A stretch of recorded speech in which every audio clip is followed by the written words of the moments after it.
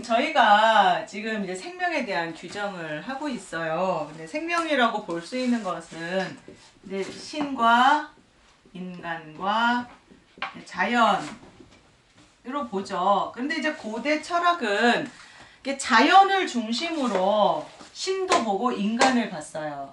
그런데 중세는 이제 큰 흐름이 뭐냐면 신 존재 증명이었습니다. 기억하시죠? 신 존재 증명인데, 그래서 신의 입장에서 인간도 보고 자연을 봤어요. 그런데 이 신 존재 증명을 하는 방법이 뭐냐면 이성을 가지고 신앙을 설명하는 거예요. 신도 증명하고 이성으로 신앙을 설명하고 증명하는 겁니다. 그래서 이것을 뭐라 그랬습니까? 이거를 스콜라 철학이라고 합니다. 이제 교부 철학은 사실은 중세 이제 앞부분이고요. 사실 중세 전체를 꿰뚫고 있는 것은 스콜라 철학입니다. 그래서 이성으로 신앙을 증명을 했고, 그래서 어거스틴은 플라톤의 철학을 바탕으로 신존재 증명을 했고요. 아퀴나스는 아리스토텔레스 철학을 바탕으로 신존재 증명을 했습니다. 자, 그러니까 이성과 신앙은 같은 급이에요. 이성으로 신앙을 설명할 수 있다, 또 신을 증명할 수 있다라고 했는데 이게 무너져 버렸죠. 더 이상 이성으로 신앙을 설명할 수가 없게 됐어요. 그러면서 이성은 어디로 갑니까? 학교로 갑니다. 그러니까 이성은 학교의 그 영역에서는 진리예요. 그 다음에 신앙은 어디로 가죠? 교회로 가게 됐습니다. 그래서 신앙의 진리는 교회 안에서는 그 나름의 진리예요. 그러다 보니까 얘도 진리, 얘도 진리, 이중 진리설이 되면서 진리가 하나이어야 이렇게 보편 이게 헷갈리지 않는데 다시 진리 상대주의가 되었습니다. 마치 그 고대 철학에서 소피스트들이 진리 상대주의를 얘기하면서 혼란의 시대가 온 것처럼 혼란의 시대가 오게 됐죠. 이제 중세가 이성으로 신앙을 설명하려던 중세가 이제 무너지게 되는데, 근데 이게 무너지는 게 어느 아침에 뭐 이렇게 폭탄 터지듯이 우르르 무너지는 건 아니죠. 그렇게 시대적으로 그렇게 무너질 수밖에 없는 그런 그 분위기가 이제 만들어지는데요. 그런 분위기가 어떻게 만들어졌냐면 이제 여기 이제 근대 시작할 때 르네상스. 이게 중세 말기에 르네상스라는 어떤 흐름들이 등장하기 시작하면서 중세를 흔들어 놓기 시작했습니다. 그럼 르네상스가 뭐냐? 르네상스는요, 고대로 돌아가자라는 뜻입니다. 그래서 학문, 예술, 그 다음에 문학 등 전반적인 분야에 걸쳐서 그 고대로 돌아가자라는 운동을 르네상스라고 하는데요. 그러면 고대 어디로 돌아가느냐? 그게 어디로 돌아가냐면 플라톤 철학 이전입니다. 예, 플라톤 철학 이전에 고대로 돌아가자. 그러니까 다시 자연으로 돌아가자는 거예요. 자연을 있는 그대로 보자인데 왜 고대로 돌아가려고 하느냐? 왜냐면요, 그 중세는 보편, 이제 여기서 보편은 카톨릭 교회를 얘기하는데요. 이게 카톨릭 교회가 뭐 종교 교회뿐 아니라 모든 분야, 그러니까 학문이나 예술이나 또 문학이나 또 모든 인간의 생활 모든 분야에 다 깊이 관여를 해서 다 통제를 합니다. 간섭을 하지 않은 영역이 없었어요. 중세시대 이 카톨릭 보편으로 대변되는 카톨릭과 천주교가. 근데 이제는 다시 돌아가자. 고대 철학, 특히 플라톤 이전으로 돌아가자는 그런 이제 움직임들이 일어나면서 벗어나고 싶은 거예요. 간섭이 너무 지나치니까. 그래서 자연도 있는 그대로 보고, 예술도, 그림도 이제 많이 보셨잖아요. 이 책에도 나오지만 맨날 성모 마리아 그리고 뭐 예수님 십자가의 고난, 뭐 피에타 이런 게 다 사실 중세 작품들이거든요. 예술은 항상 교회를 위해서 신앙을 설명해야 되고, 음악도 어떻습니까? 다 종교 음악만 얘기하고, 건축도 다 그냥 성당만 지어야 되고, 왜 그것만 해야 되느냐?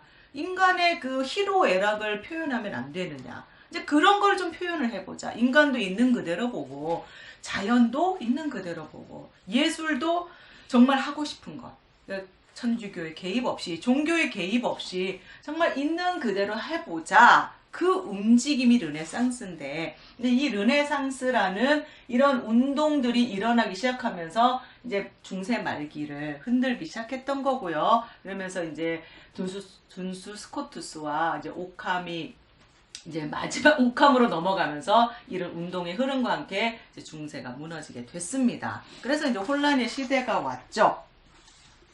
자, 그러면서 이제 근대로 넘어갑니다. 자, 근대로 넘어가는데, 자, 이 중세에서 이제 혼란의 시대가 왔으니까 다시 이제 또 누군가가 여기에서 그러면 확실한 게 뭘까? 철학자들은 그 유형이 다양한데요. 그 앞에 철학자들을 가지고 종합하는 철학자들이 있고요. 또 탈레스나 소크라테스처럼 혼란의 시대에, 아무것도 없어진 시대에 새로운 것을 탁 정립을 해주는 철학자들이 있습니다. 그런 철학자들이 대단한 철학자들이고요. 그리고 그 다음에는 탈레스나 또 소크라테스 이후의 철학자들은 그 앞에 철학자들을 바탕으로 자기의 철학을 전개를 해나갑니다. 근대에서 그 탈레스와 소크라테스와 같이 정말 혼란의 상황에서 정말 자, 이거다라고 제시해준 철학자가 누구냐면 바로 데카르트입니다. 그래서 이 데카르트가 정말 대단한 철학자입니다. 자, 데카르트가 보니까 이제 진리 상대주의로 인하여서 혼란의 시대가 왔어요. 그러면 이제 확실한 거를 찾아야겠는데, 자, 생명의 실체는 신과 인간과 자연이 있다고 말씀을 드렸잖아요. 그런데 과연 어디서부터 시작을 할 것인가? 그거를 이제 얘기를 해야 되는데, 신은 이미 이제 무너졌어요. 그렇다고 이제 자연을 보자니 자연이 너무 넓어요. 광범위해요. 그러면 정직하게 우리가 제일 잘할 수 있는 게 뭐겠느냐? 뭘까요? 인간이죠. 내가 인간이기 때문에 인간이 인간을 제일 잘합니다. 그래서 그럼 인간에서부터 시작을 하자. 그래서 이제 인간에서부터 시작을 하고요. 첫 번째는 이게 철학의 출발점은 인간에서부터 시작을 합니다. 그리고 보니까 중세는 보편이 굉장히 중요했습니다. 그렇죠? 보편이 있어야 기독교 교리도 설명할 수 있고 또 첫 카톨릭이 이제 유지가 될 수 있습니다. 근데 데카르트가 보니까 이 보편이라는 개념이 누가 만들었습니까? 그렇죠. 인간이 만들었죠. 근데 그 중에서도 인간 중에서도 인간의 이성이 보편을 만든 거예요. 아, 보편도 원래 있었던 게 아니라 인간이 이성이 만들었구나. 그러면 확실하게 이 책에서는 명석 판명한 거라고 했는데, 자, 그러면 그 누구도 부정할 수 없고 확실한 명석 판명한 거를 찾아보자. 일단 보편은 인간이 이성이 만들었다. 그러면 이성이 있음을 명석 판명하도록 증명을 해야겠구나. 그런데 이 이성을 신이나 자연이나 다른 도움을 받지 않고 어떻게 증명할 수 있겠느냐. 이제 그래서 그 이성을 증명하는 거죠. 스스로의 힘으로 다른 도움을 받지 않고. 그때 데카르트가 이 이성을 증명하기 위해서 쓴 방법이 회의라는, 의심이죠. 의심하는 방법을 썼습니다. 그래서 그 방법을, 그러니까 원래 회의주의자는 아니에요. 원래 회의주의자는 아니지만 학문을 위해서 모든 것을 다 의심하기 시작했죠. 그래서 그것을 방법적 회의라고 합니다. 학문을 위해서 의심하는 것. 그래서 방법적 회의라는 방법을 통해서 모든 것을 의심하기 시작합니다. 정말 우리가 진리라고 믿고 있는 게 다 진리냐? 그래서 모든 걸 다 의심을 하기 시작했어요. 그 의심을 했더니 어떻습니까? 다 의심이 되는 부분들. 그래서 진리가 아니라는 것들을 하나씩 제거를 해나갔더니 맨 마지막에 무엇이 남았을까요? 그렇죠. 의심만 남았습니다. 예. 다른 것은 다 없는데 내가 지금 의심하고 있다는 이 의심 자체는 확실하게 남아있는 거예요. 이거는 명석판명한 거예요. 그런데 이 의심은 뭡니까? 사유의 한 다른 모습이에요. 그러니까 결국 의심 곧 사유입니다. 사유는 이성하고 같은 거죠. 그래서 의심 곧 사유 곧 이성입니다. 이거는 확실하게 명석판명하게 있는 거예요. 이렇게 해서 인간의 이성을 스스로 증명을 했습니다. 방법적 회의를 통해서. 자, 그러고 나서는 이제 이성은 증명이 됐죠. 그 다음에 이제 인간을 증명을 합니다. 어떻게 증명을 하느냐? 내적 필연성이라는 방법을 통해서 인간과 신과 자연을 증명을 합니다. 내적 필연성이 뭐냐면요. 예를 들면 자, 삼각형이 있습니다. 우리가 삼각형을 그려요. 삼각형을 그리면 일단 세 변이 있죠. 삼각형을 그리다 보니까 세 변만 있는 게 아니라 그 안에 네 각이 있는데 이 네 각의 합이 얼마입니까? 180도예요. 그래서 삼각형을 그리는 한, 삼각형이 있는 한 네 각의 이 세 각이 180도라는 거는 이건 필연적으로 있을 수밖에 없어요. 삼각형이 먼저 있고 180도가 있는 게 아니라 삼각형이 있으면 동시에 내각의 합이 죄송합니다. 이 세 각의 합이 180도가 내적 필연적으로 있을 수밖에 없습니다. 자, 이런 방법으로 인간을 먼저 증명합니다. 자, 인간에게 이성이 있습니다. 그렇죠? 그런데 그럼 이게 인간은 어떻게 있느냐? 자, 이 사유 이성은 혼자서 존재할 수 있을까요? 없습니다. 반드시 뭐가 있어야 하냐면 이 사유로 이성이죠. 같은 말입니다. 이성을 담고 있는 담지자가 함께 있어야 돼요. 그래야 사유와 이성이 존재할 수가 있습니다. 마치 운동 자체만으로는 운동을 보여줄 수가 없어요. 존재할 수가 없어요. 어떻게 해요? 운동을 하고 있는 담지자가 있어요. 운동하는 사람이든지 동물이든지 어떤 게 있어야 저기 운동을 하는구나 라는 것을 알 수가 있습니다. 내적 필연성이에요. 이성을 하고 있는 담지자. 이 담지자가 누굽니까? 인간인 거예요.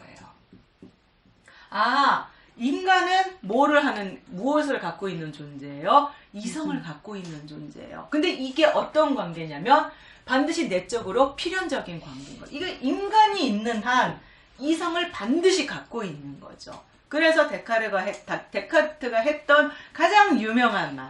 나는 생각한다. 고로 나는 존재한다. 근데 여기서 고로, therefore, 꼬깃도 에르고라는 이거는 내가 생각하기 때문에 그 다음에 순서로 내가 존재하는 게 아니라 생각하는 내가 동시에 필연적으로 함께 동시에 존재할 수밖에 없다. 그런 의미랍니다. 내적인 필연적으로 같이 존재하는 거예요. 그래서 인간을 증명을 했습니다. 그래서 인간은 어떤 존재예요? 그러니까 인간이 이제 스스로 자의식을 하게 된 거죠. 어떤 의식? 인간인 나는 이성을 가진 존재다. 그게 굉장히 중요하죠. 이성을 가진 존재다. 자의식. 인간인 나는 어떤 존재? 이성을 가진 존재다. 이거를 이제 하게 된 거죠. 여기서부터 모든 것을 시작을 합니다. 이것이 이제 학문의 출발입니다. 그래서 자의식의 자기 전개입니다. 데카르트. 이게 데카르트에서부터 시작된 근대 철학의 가장 큰 바탕이고요. 시작입니다. 이성을 가진 인간에서부터 신도 설명하고 자연도 설명한다는 겁니다. 인간은 이성을 가진 존재다. 이 대단한 거죠.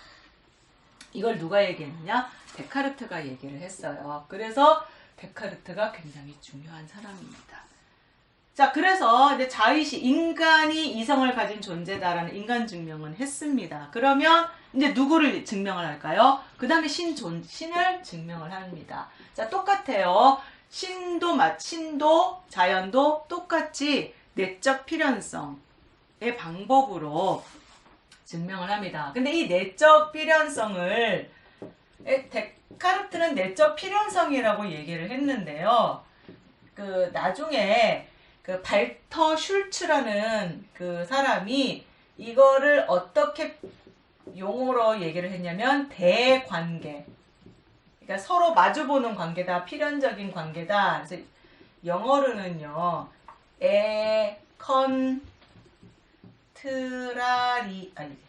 리오라고 이런 건 전문 용어니까 하나 알아두시면 좋을 것 같습니다. 대관계로 이제 설명을 했으니까 이제 발터 슐츠의 용어고요. 데카르트가 내적 필연성을 이 사람은 이렇게 표현을 했습니다. 같은 뜻이에요. 자, 그러면 이 대관계를 가지고 신을 어떻게 증명을 했느냐? 첫 번째. 자, 신이 있는지 없는지는 모르겠는데 내가 인간인 이성을 가진 내가 불완전한데 글씨가 점점 작아집니다. 크게 쓸게요. 자, 인간인 내가 첫 번째는 인간이 불완전한데 불완전한 인간이 완전한 신에 대해서 생각을 하는 거예요.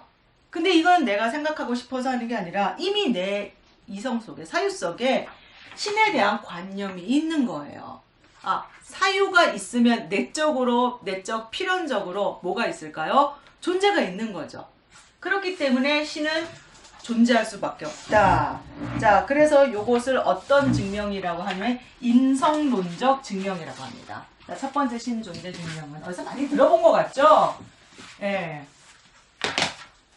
인성론적 증명입니다. 불완전한 내가 완전한 신에 대한 관념이 있으니까 신은 존재할 수밖에 없어요. 내적인 필연성으로. 두 번째, 자, 우주론적 증명인데요. 자, 인간인 내가 있다는 것. 지금 인간인 내가 여기에 있다는 것 자체가 내가 저절로 생긴 건 아니니까 신이 있음을 바로 드러내는 거라는 거죠. 내가 있다는 것 자체가 신 존재 증명이 된다. 자, 이것은 우주론적 증명이라고 했습니다. 그냥 이렇게 붙인 거예요. 데카르트가 우주론적 증명입니다. 자, 세 번째 신 존재 증명은요.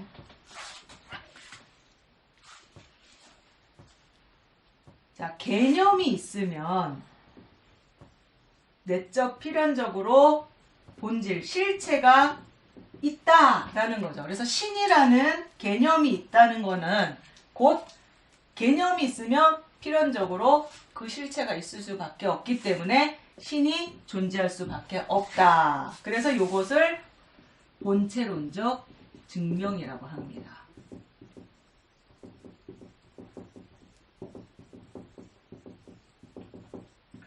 그렇게 세 가지로 얘기를 했어요. 그러니까 사실 인간은 딱 간단하게 쌈박하게 하나로 끝났는데 뭔가 조금 이제 좀 하나로 증명하기엔 조금 이제 부족하니까 이렇게 세 가지로 이렇게 증명을 했는데 어디서 많이 들어본 방법들이죠.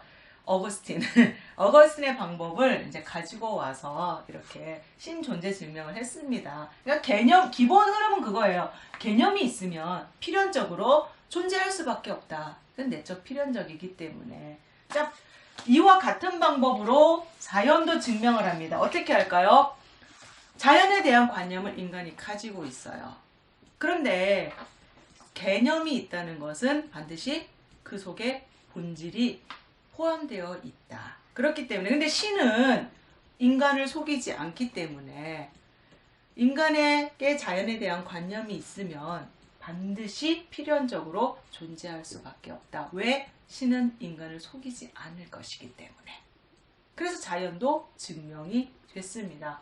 그렇게 해서 데카르트는 인간이 이성을 가진 존재다라는 것을 자의식으로 하면서 거기서부터 신도 증명하고 자연도 증명을 했습니다. 가장 중요한 건 이거예요.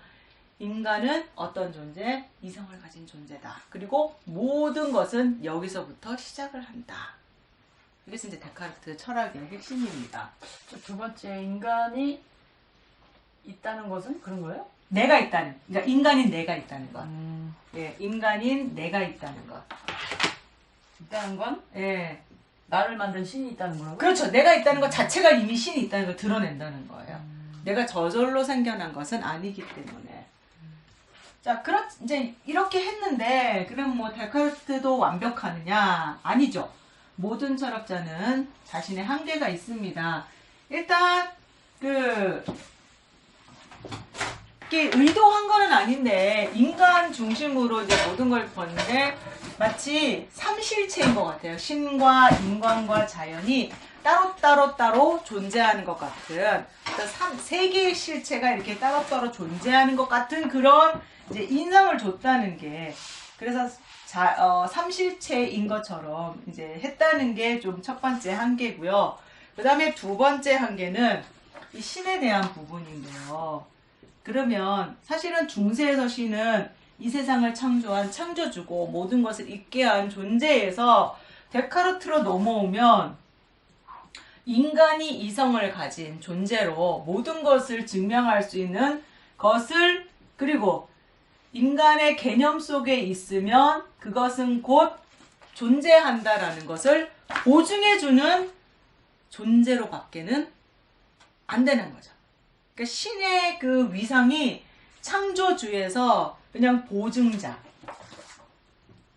왜? 신은 우리를 속이지 않을 것이기 때문에 보증자. 그리고 신은 마치 어디 멀리 있어서 인간을 이렇게 보증해주는, 인간이 이성을 보증해주는 존재로 정도밖에는 안 되는.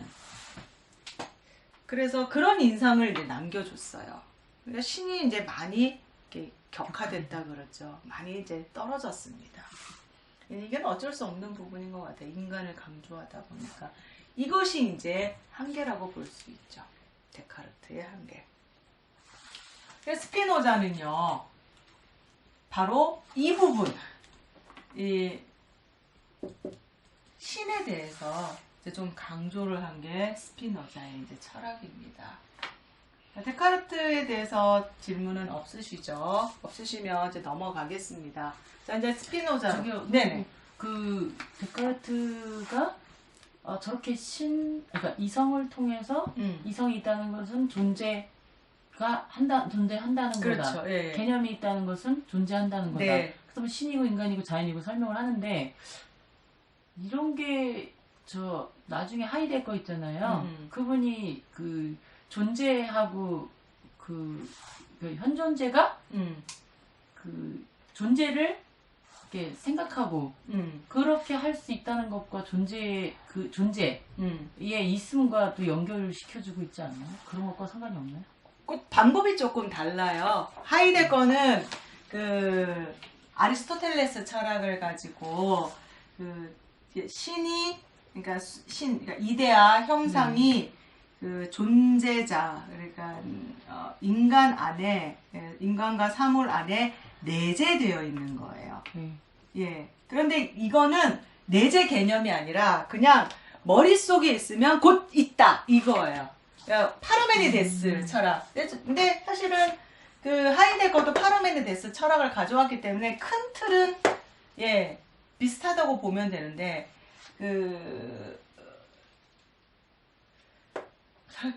비슷하긴 하네요. 비슷하긴 한데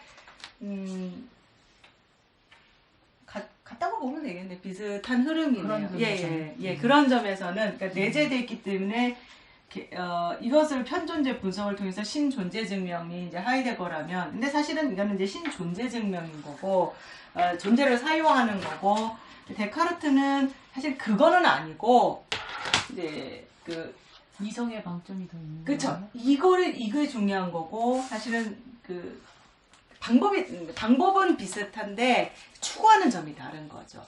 하이데거는 이 인간의 이성, 그러니까 인간 속에 있는 것을 가지고 결국은 사유를 하자. 이게 하이데거라면, 데카르트는 그게 아니고, 확실한 걸 찾다 보니까, 확실하게 있는 건 인간의 이성이라는 거죠. 그리고 그 이성을 담고 있는 것이 바로 인간인 나이고. 데카르트는 요것만이 관심이고요. 그 다음에는 그냥 나머지는 요것을 이것을 가지고 그냥 신과 인간을, 그냥 자연을 그냥 설명한 것에 불과한 거죠. 방법은 비슷합니다. 근데 이제 추구하는 바가 달랐던 거고요. 자, 스피노자로 넘어가도 될까요? 자, 스피노자는요, 데카르트의, 그러니까 그 다음 철학자들은 이제 앞에 철학자들의 한계를 가지고 자기 철학을 전개하는데, 자, 스피노자는 바로 마치 그냥 어디 멀리 떨어져서 인간의 이성을 보증해주는 그냥 그런 보증자로서 과연 신이 머물러 있겠느냐, 신이 그런 존재인가, 과연 신은 어디에 있는가, 바로 데카르트가 그냥 넘어간 신 부분에 관심을 가지고 있습니다. 그럼 신은 어디에 있는가, 멀리 떨어져 있는가. 근데 신이라고 얘기를 안 해요, 철학자들은. 여기 스피노자는 신을 뭐라고 얘기하냐면 실체라고 합니다. 그래서 자기 스스로 있으면서 다른 것을 있게 하는 그것을 실체라고 표현을 했습니다. 그러면 실체로서 그럼 이 신은 어디에 있느냐? 어디 멀리 떨어져 있을까? 아니라는 거예요. 브루노라는, 사실 르네상스 시대에 이제 브루노라는 그 철학자가 있었어요. 근데 이 브루노의 사상을 가지고 스피노자와 라이프니츠가 가지고 오는데, 스피노자는 브루노가 어떤 얘기를 했냐면, 신은 어디 멀리 떨어져 있는 게 아니라 자연 안에 내재되어 있다라는 얘기를 했거든요. 요거를 가지고 와서 스피노자가 무슨 얘기를 하느냐면, 실체, 곧 신은 멀리 있는 게 아니라 자연에 있는데 어떤 모습으로 있냐면 능산적 자연으로 있는 거예요. 능산적 자연이란 뭐냐면 자연 속에 있는 거죠. 이게 그렇죠. 이게 자연 자체인 거죠. 자연 자체인데 능산적 자연으로 스스로 있는 거예요. 어디 누가 자기를 만들어주는 게 아니라 스스로 있으면서 뭐를 만들어내냐면은 인간과 자연을 만들어주는 겁니다. 능산적 자연으로. 그러면 인간과 자연은 뭐냐? 신에게서 나온 이 능산적 자연에서 산출되어 나온 소산적, 그러니까 소산물이라 그러잖아요. 나온 결과물을 신이 실체에서 나온 결과물로서 신의 또 다른 그냥 양태, 신의 또 다른 모습입니다. 신의 양태, 신의 다른 양태, 모습.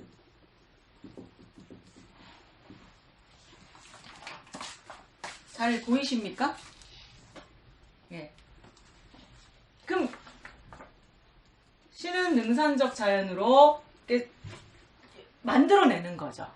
그리고 인간과 자연은 이 능산적 자연에서 나온 소산적 자연으로 신의 또 다른 모습이에요.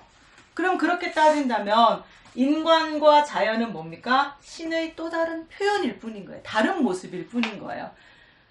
인간의 모습으로 신이 바뀌었고 또 돌의 모습으로 신이 자기를 구체적으로 드러낸 거예요. 신은 구체적으로 드러내지 않고 인간과 자연의 사물의 모습으로 드러냈다는 거죠. 그러면 논리적 귀결에 따르면 인간과 자연은 뭡니까? 신의 일부입니다.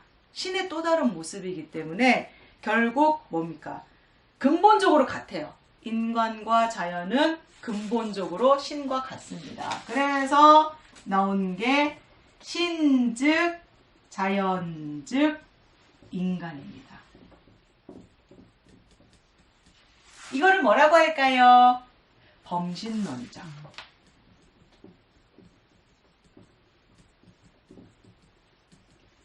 영어로 판테이즘이라고 하나요? 그렇죠. 범신론입니다. 모든 게 다 신이에요.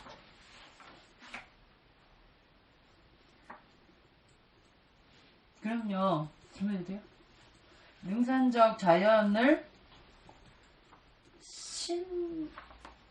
그렇죠. 예? 신은 능산적 자연으로 그냥 자연 방법이에요? 이게 뭐예요? 능산적 자연이라는 그러니까 그런 모습으로 있다는 모습으로? 거죠. 예. 그러니까 구체적으로 확 드러나지는 않고 자연인데 그러니까 구체적인 어떤 사물의 모습으로 드러나게 해주는 그런 역할을 해준다는 거죠. 그 드러난 건 소산적이고. 그렇죠. 그럼 전에 말씀하신 그 뭐라 그러지? 기표기의? 아닌데 그런 건 아니죠? 기표기가 아니고 이거 그 뭐지? 배후에서 기표기를 해주는 그러면은 저기 가능태 현실태? 그런 거로 표현해야 되나요? 굳이 가능태 현실태가 아니라 그냥 형상? 형상. 예. 아, 내재되어 있는 형상 굳이 뭐 아리스토텔레스식을 따지자면 그것을 있게 해주는 형상. 근데 이제 능산적 자연, 그러니까 신이 데카르트는 어디 멀리 있었다 믿는 것처럼 그런 인상을 줬다면 스피노자는 그게 아니라 자연 속에 이미 신은 있는 거예요. 근데 능산적 자연으로 구체적인 모습으로 이렇게 드러내게 해주는 라면 이제 인간과 자연은 그 신이 구체적으로 드러난 표현인 거죠. 그럼 능산적 자연이라는 거는 어떤 능력? 그런 그렇죠. 건가요? 네. 그러니까 뭐 운동인 형상인 뭐 이런 그런 느낌. 식으로. 네네네. 그런 거죠. 네. 그리고 이제 현실태로 나온 게 인간과 자연, 그 소산적 자연이라고 하고요. 하지만 인간과 자연이 구체적인 모습으로 났다 그래서 그게 신이 아니라는 게 아니죠. 신의 그냥 또 다른 모습으로 드러난 거죠. 그래서 신이 이제 이건 이제 사실은 능산적 자연은 보이지는 않는 거죠. 않는데 이제 그걸 구체적으로 돌의 모습으로 드러나고 또 구체적으로 뭐 아주 오래된 나무로 드러나고 또 인간의 모습으로 드러나고 근데 그것이 곧 뭐예요? 신이라는 거예요. 신의 또 다른 표현의 그러니까 신의 또 다른 모습이기 때문에 그래서 신즉 자연즉 인간이라는 겁니다. 그래서 범신론이에요. 근데 여기서의 신은요, 기독교의 신이 아닌 거는 아시겠죠? 기독교의 신은 아니고요. 이 책에는 나오지 않은데 예전에 이제 선생님이 무슨 얘기를 하셨냐면 이 신은 어떤 신이냐면요, 이성적 신입니다. 예, 지금 데카르트 다음에 나오잖아요. 기본적인 바탕은 뭡니까? 이성 중심이에요. 그러니까 이 신은 어떤 신이냐면은 이성적 신입니다. 신의 속성이 이성적이라는 거예요. 그러니까 이성적이라고 함은 인간이 파악을 할 수 있다 없다? 있다는 거죠. 그러니까 이 신은 이성적인 신을 가지고 속성이 이성적이기 때문에 나쁘게 할 수가 없어요. 선합니다. 이성적인 속성을 가진 신이 이 세상을 나쁘게 할 리가 있겠습니까? 그렇기 때문에 모든 일이 선합니다. 그리고 선합니다. 선하기 때문에 어떻게 해야 돼요? 숙명으로 가는 거죠. 이거를 그냥 우리는 어떻게 하면 돼요? 운명으로 받아들이면 되는 겁니다. 그래서 여기서 나온 말이 내일 지구에 종말이 올지라도 나는 한 그루의 사과나무를 심겠다. 이게 뭐냐면 이성적 신이 내일 종말이 오게 하는 것도 선하다는 거예요. 그것도 신의 뜻이기 때문에 그걸 우리가 바꿀 수가 없어요. 그러면 나는 나에게 지금 내가 할 수 있는 일을 그냥 최선을 다해서 하고 살면 된다는 거예요. 그걸 그냥 그냥 관조하면서 바라보면서 나에게 주어진 거를 그냥 순응하면서 살아가면 된다. 이게 이제 그 스피노자 철학의 이제 큰 내용입니다. 이해하고 받아들이는 겁니다. 이성적 신이 하는 거니까 나쁘게 할 리가 있겠습니까? 그래서 신즉 인간즉 자연이기 때문에 범신론이라고 했죠. 자, 모든 게 다 신이에요. 자, 그러면 여기서부터 한계가 나올 수밖에 없겠죠. 다 신이야. 그러면 인간과 자연의 어떤 개개의 개체성은 어떻게 될까요? 없어지는 거죠. 전체성이죠. 범신론이라는 거. 다 신이기 때문에. 자, 전체성이란 얘기는 어떤 문제가 생기냐? 개체성은 없습니다. 그러면 전체주의에서는 인간 개개인은 다 희생양이 될 수밖에 없죠. 근데 민주주의는 또 개체성을 중요하다 보니까 또 문제가 생기긴 하는데. 참 이상하네요. 전체성이 지금 전체 이 사람은 선하다고 그랬잖아요. 네. 근데 이상하게 전체성을 강조했던 공산주의 같은 경우에는 선하지가 않잖아요. 뭐 이렇게 어떤 이렇게 이율배반적이죠. 이거는 이론이잖아요. 근데 현실은 달라진다는 거죠. 네. 완전. 네. 그게 전체성. 근데 그 다음에 반드시 필연적으로 나오는 게 다 선하냐? 아까 위약주 다 선하다 그러면 그럼에도 불구하고 이 세계는 여전히 악하고 추하고 그런데 다 선하면 실제로는 어떻습니까? 선하지 않거든요. 위약주의 부분이 설명이 안 됩니다. 이거는 이제 전체성이 가지는 한계인 것 같아요. 그리고 선하기 때문에 숙명 받아들이기 때문에 이런 데 한계가 있는 것 같습니다. 개체성의 또 다른 표현 다양성. 요게 이제 설명이 안 되는 거죠. 스피노자의 범신론에 있어서는. 하지만 데카르트에게서 부족한 신에 대한 부분을 이제 얘기를 했다는 점에서 스피노자는 데카르트 철학의 완성 이렇게 얘기를 하기도 합니다. 네. 질문 없으신가요? 자, 그러면 세 번째 라이프니츠 여기다가 할게요.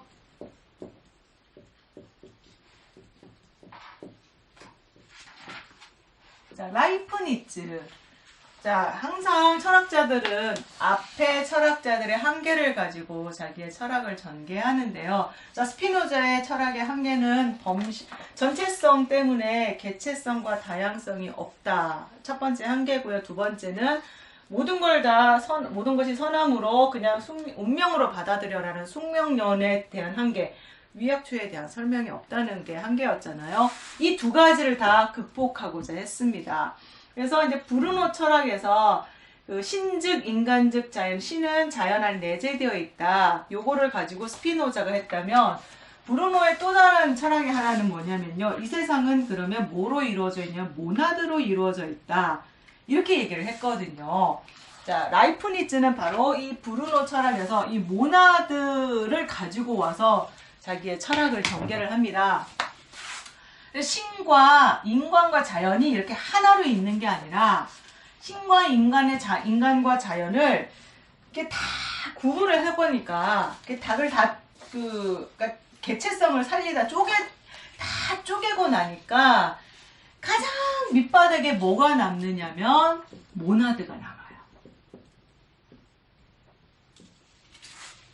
근데 이 모나드를 뭐라고 하느냐면요. 형이상학적인 점이에요. 네. 형이상학적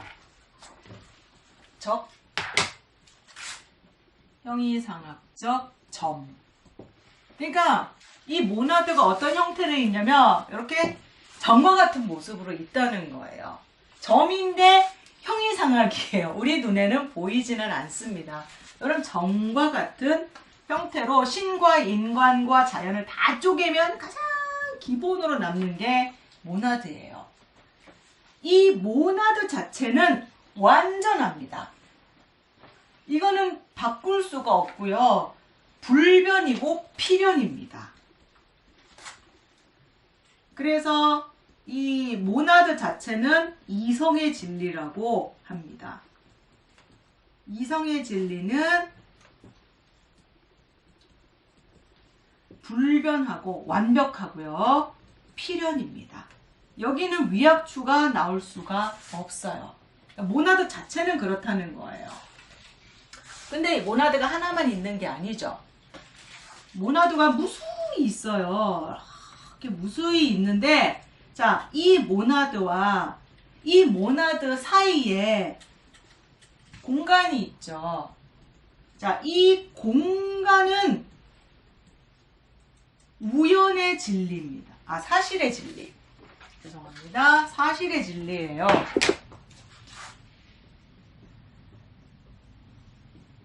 그건 뭐냐면 모나드 자체는 완벽한데 이 모나드와 이 모나드 사이에는 여기에서는 어떤 변수가 생길 여지가 있는 거예요. 그래서 여기에서 위와 악과 추가 나올 수 있습니다. 모나드와 모나드 사이에서. 그래서 이제 이 부분을 설명을 한 거예요. 우연성이 있는 거예요. 어떤 그 실패할 여지, 그러니까 모나드끼리 이렇게 만나면서 이렇게 충돌하든지 위악추가 나올 수 있는 그런 개연성이 생긴다는 거죠. 필연이 아니라는 거예요. 모나드 자체는 완벽한데 모나드와 모나드 사이에서 문제가 일어날 수 있다고 합니다. 그럼요. 저기 옛날에는 생각 못했는데 지금은 좀 이제 생각이 드는 게 다 이제 뭐 쪼개고 나니까 남는 게 모나드였잖아요. 네. 근데 모나드 이외에 공간이라는 게 있잖아요. 공간. 그럼 그 다 쪼갠 게 아니잖아요. 더 근본이 아니잖아요. 모나드는 누군가 또 있는 거죠. 공간이 또 있는 거잖아요. 아, 아니죠. 그럼 근데 모나드가 공간 없이 존재할 수는 없잖아요. 그러니까 공간 자체는 그러니까 공간이라는 얘기는 안 해요. 그냥 개체성을 확보하기 위해서 신과 인간과 자연을 쪼갠 거고 공간이란 개념이라기보다는 모나드와 모나드 사이에 책에는 공간이라는 얘기는 안 나오고 그 사이에서 그 모나드가 이제 서로 만나면서 그 이렇게 개연성이 개입이 된다는 거죠. 우연이 생길 수 있다는 거고 여기에서 문제가 일어날 수 있다는 거죠. 그 우연도 어디서 있다는 거죠. 글쎄, 그 굳이 공간이라고 표현을 그렇게까지는 알겠습니다. 제가 설명이 좀 부족해서는 아닌데 그래서 일단 개체성을 확보를 했고요. 그 다음에 위약초 부분도 이렇게 설명을 했습니다. 자, 그런데 이 모나드 안에 어떤 속성을 가지고 있느냐에 따라서 신과 인간과 자연이 될 수가 있습니다. 그래서 모나드 안에는 신, 인간, 자연의 속성이 이제 들어있는데 신이 100% 속성이 들어있으면 신이 되는 거예요. 그래서 또 신하고 인간이 섞여 있을 수도 있고 또 인간이 100% 있을 수도 있고 자연이 100% 있을 수도 있고 이것이 뭐 99대 1, 뭐 80대 20 뭐 이런 식으로 이 속성들이 이제 어떻게 어느 정도로 들어있느냐에 따라서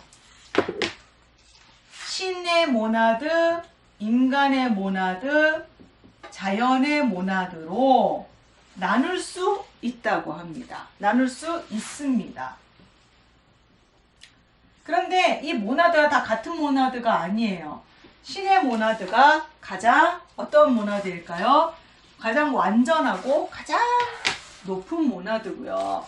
자연 모나드가 가장 저급하고 낮은 모나드입니다. 그래서 자연의 모나드에서부터 이렇게 연속률에 따라서 이렇게 이제 배열이 된다는 거예요. 가장 위에는 신의 모나드가 있고 밑에는 100% 자연 모나드가 있고요. 인간은 어디쯤 있을까요? 중간쯤 있겠죠. 이렇게 연속률에 따라서 이렇게 이제 조화를 이루고 있다. 그래서 이것이 뭐냐면 예정 조화설입니다. 이 세계는 이렇게 이루어져 있는 거예요. 그리고 아래 단계에 있는 모나드가 더 높은 단계로 가기 위해서 노력을 한다. 이렇게 얘기를 했습니다. 이것도 일종의 그러면 뭐 어거스틴 같은 그런 사람이 있는 거 아니에요? 좋아지려고 그러고 자꾸 이렇게 위로. 어거스틴인가? 어거스틴이 아니고 플로토니스, 신플라톤. 네. 그러니까 철학은요, 혼자 뚝 떨어진 게 아니라 뭐 누구 걸 가져왔다 하지는 않지만 어쨌거나 앞에 철학자들의 것을 가져다가 자신의 철학을 이제 만드니까요. 어쨌건 더 나은 모습으로 올라가려고 노력을 하죠. 그래서 예정 조화설. 근데 각자의 자리에서 조화를 이루고 있습니다. 그래서 지금 이 상태도 좋은 거예요. 더 나은 세계를 향해서 노력은 하는데, 그래서 이제 라이프니츠의 철학도요, 어떻게 보면 스피노자의 그 철학에서 가지고 와서 이 세계는 지금 이 예정 조화를 이루고 있기 때문에 이 세계는 좋은 세계예요. 그래서 캉디드라는 소설이 정말 라이프니츠가 얘기하는 이 세계가 정말 좋은 세계인가, 그걸 비꼬면서 쓴 문학책이 철학 소설이라고 하거든요. 캉디드입니다. 캉디드. 네. 볼테르가 썼어요. 저희 그 스토리 라인에서 읽었어요. 네, 읽었는데 이제 이 주인공이 이 세계 정말 선한 거 맞느냐 이렇게 질문을 해요. 근데 선생님 질문해도 돼요? 네. 이게 이제 조금 전에 그 아래 단계에서 아래 단계가 자연이잖아요. 네. 자연이 많이 가지고 있는 그런 문화들가 그게 속성적으로 그렇다는 얘기죠. 자꾸 이렇게 좋은 데로 이렇게 올라가려고 하는 거? 그렇죠. 나아가려고, 그러니까 이거 자체가 올라가는 건 아니고 이런 이제 모습의 세상이 있는데 이것보다 더 나은 세상으로 이제 노력을 한다는 거겠죠. 그게 전체적으로요? 예, 전체적으로. 자연이 막 노력하면 막 인간 문화가 되고 그런 건 아니죠? 그럴 수도 있죠. 어떻게 보면. 인간이, 그때 선생님이 이렇게 설명하셨던 것 같아요. 인간의 모나드지만 인간 안에도 자연이 있을 수 있고, 자연 모나드가 뭐 20% 있을 수 있고, 또 신의 모나드가 있을 수 있는데, 인간이 정말 굳이 이제 신앙적으로, 종교적으로 설명을 한다면, 인간이 정말 신앙생활 제대로 안 하고 주일 성수 안 하고 뭐 그렇게 해서 하나님과 점점 멀어지면 인간 모나드지만 점점 자연의 모나드로 떨어질 수도 있고, 또 하지만 다시 정신 차리고 이러면 안 되겠다. 그래서 다시 경건히 훈련도 열심히 하고 기도하고 그러면 소위 성령 충만해서 신의 모나드가 점점 많아질 수도 있고, 그런 부분에서는 더 나은 모습으로 올라갈 수 있어요. 그러니까 개개의 모나드도 올라갈 수도 있고 떨어질 수도 있고요. 올라갈 수도 있고, 또 전체적으로 지금 이 예정 조화를 이루고 있는 이 세상이 더 나은 모습으로 더 나아갈 수도 있고, 그러니까 모나드 자체도 그러고 전체적인 모습으로도 그렇게 갈 수 있다. 낙관론으로 본 거죠. 또 하나 질문해도 돼요? 네. 그 모나드가 아까 그 자체로서는 완벽하다고 그랬잖아요. 네. 그러면은 그 자체로서 완벽한데 그럼 자연 모나드도 완벽한 거고 인간 그렇죠. 모나드도 완벽한 거고 네. 신 모나드도 완벽한 건데 왜 위로 올라가려고 하죠? 서로 완벽한데 그냥 있으면 되지. 그러니까 속성이, 자연의 속성은 기본적으로 저급하니까. 저급 중에서 완벽하다는 거예요, 그러면? 그러니까 거기서 완벽하다는 얘기는 이거 자체는 안 바뀐다는 거예요. 그러니까 이 형이상학적 이 자체는 그러니까 모나드 자체는 변하지 않는다는 거예요. 그래서 그 안에 속성은 뭐 그러니까 이게 신과 인간과 자연의 속성이 다 들어 있는데 이제 신의 비율이 더 높을 수도 있고, 그러니까 이 안에서 모나드 안에서 이제 비율이 이제 신의 모나드가 더 많을 수 있고 인간의 모나드, 자연의 모나드 많을 수 있는데 그건 그 안에서예요. 그러니까 이거 자체가 어떤 외부의 힘에 의해서 변하거나 바뀌지는 않는다는 거예요. 근데 이 모나드 자체 안 내부에서는 여러 가지 뭐 안에는 있을 수 있겠죠. 근데 이거 자체가 뭐 이렇게 깨진다든지 뭐 이거 자체가 바뀐다든지 그러지는 않는다는 거죠. 형이상 점으로. 자, 이제 한계를 말씀을 드리면,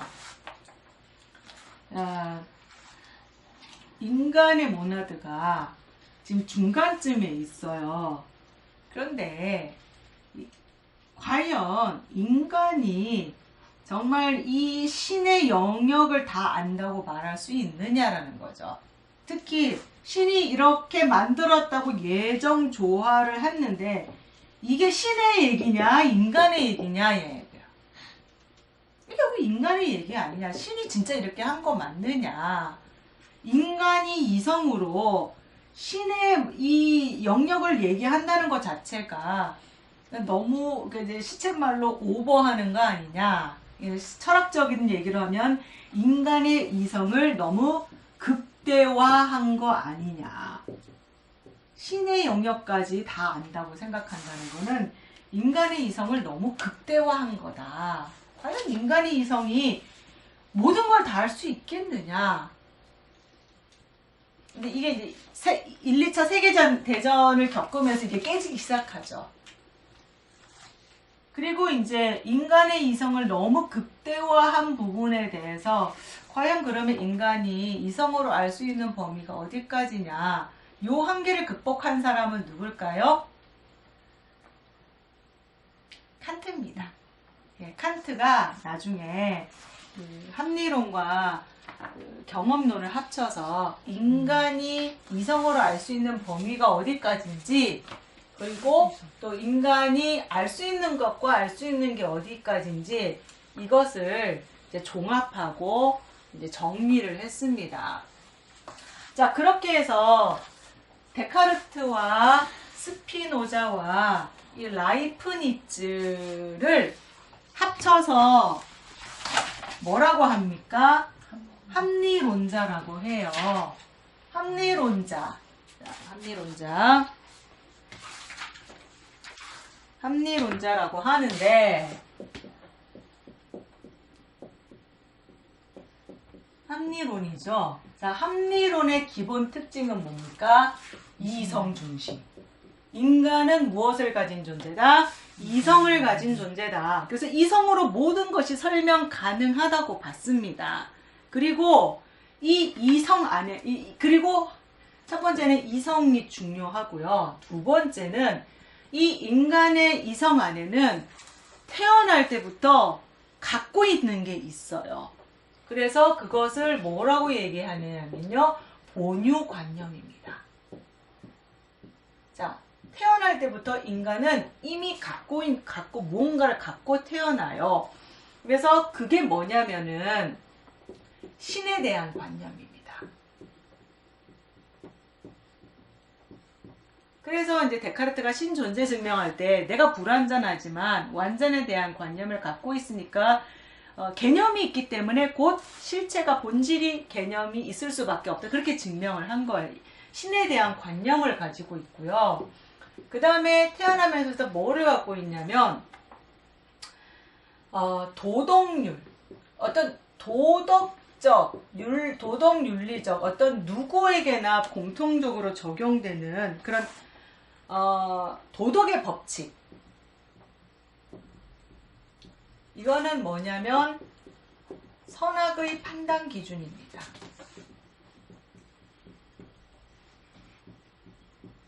그래서 가르쳐 주지 않아도 거짓말했다 그러면 그걸 거짓말한 걸 가지고 잘했다고 하는 사람은 없습니다. 요즘부터 상황윤리라 그래서 때에 따라 선의의 거짓말도 있다고 하지만 기본적으로 거짓말을 했다 그랬을 때 잘했다고 하는 사람은 없죠. 왜 타고나게 뭔가 있지 않겠느냐. 그 다음에 또 타고난 본유관념 중에 또 뭐가 있냐면요. 수학공리라고도 하고요. 자연의 법칙입니다. 자연 법칙. 그러니까 자연 안에도 뭔가 공통적으로 흐르는, 그래서 이성적 진리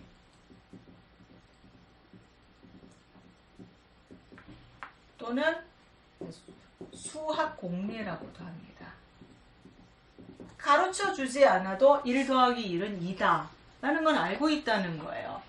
그래서 이 세 가지 완전에 대한, 신에 대한 관념, 신에 대한 의식, 그 다음에 도덕, 윤리, 법칙, 선악의 판단 기준, 그 다음에 이성적 진리로 자연 법칙 또는 수학 공리는 태어날 때부터 인간이 갖고 태어난다. 이거를 공통적으로 합리론자들은 기본적으로 주장을 하고 있습니다. 요거 어디서 많이 본 것 같죠? 네. 누가 갖고, 원래 이 얘기 누가 먼저 했을까요? 저기 힌트 드리겠습니다. 중세. 신존재 증명을 요렇게 신존재 증명한 분이 한 분 계셨어요. 아케나스인가요? 어거스틴입니다. 네. 어거스틴이 사실은 이 얘기를 먼저 했습니다. 여기에 어거스틴이 하나를 더 했어요. 시간. 시간이 있다는 건 곧 영혼이 있다는 걸 드러낸 거다. 어거스틴이 이 얘기를 했는데 데카르트는 이 어거스틴이 했던 것 중에서 시간은 빼고 요 세 가지를, 요거는 이제 공통적 누구에게나 적용이 되니까 이 세 가지를 가지고 와서 본유관념이 있다라고 얘기를 했고요. 스피노자랑 라이프니츠도 여기에 동의를 했습니다. 자, 이게 보면 칸트가 얘기한 실천이성, 순수 실천 판단 그거네? 그대로 갖고 온 거예요. 칸트도. 그러니까 종합이잖아요. 칸트는 새로운 게 아니라. 그래서 합리론에서 받아들일 건 받아들이고 합리론의 그 한계점을 이제 극복을 한 거고요. 또 경험론에서 또 받아들일 건 받아들이면서 경험론의 한계점을 극복을 한 게 칸트입니다. 그러니까 칸트도 그대로 가잖아요. 요 틀 그대로 가지고 가고 있죠. 근데 이제 합리론은 이제 요 입장인데 그 다음에 저희가 하게 될 경험론은 뭐가 다를까요? 요거는 기본적으로 갑니다. 그쵸? 인간이 이성이 있다는 건 기본적으로 가는데 경험론은 합리론과 뭐가 다를까요? 2번입니다. 합리론은 본유관념이 있다. 근데 경험론은 이게 없어요. 나중에 생기는 거예요, 그러면? 그렇죠. 뭐를 통해서? 경험을 통해서. 그렇죠. 제가 그걸 헷갈렸던 것 같아요. 인간의 이성은 어떤 상태냐면 백지와 같은 상태입니다. 이렇게 백지와 같은 상태인데 경험을 통해서 이러한 관념들이 생긴다라고 보는 게 경험론이고요. 그러니까 경험론은 영국을 중심으로 이제 발달하게 됩니다. 그래서 경험론은 다음 시간에 하도록 하겠습니다. 여기까지가 이제 데카르트부터 라이프니츠에 이르는 철학이고요. 합리론입니다. 질문 없으십니까? 없으시면 여기까지 하고 마치겠습니다.